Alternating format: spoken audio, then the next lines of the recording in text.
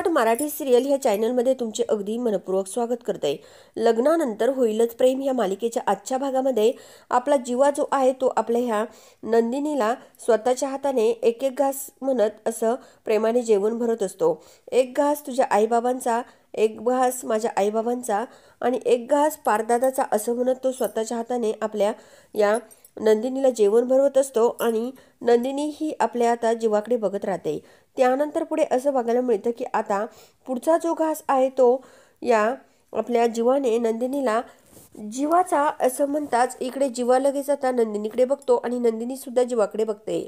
दुसरीकडे असं बघायला मिळतं की आता इकडे ही रम्या जी आहे ती रम्या आता आपल्या आईसमोर येते आणि बोलते की ती नंदिनी आता घरातील सर्वांसमोर खूप मोठा पुरावा घेऊन येणार आहे। आई आपण काय करायचं?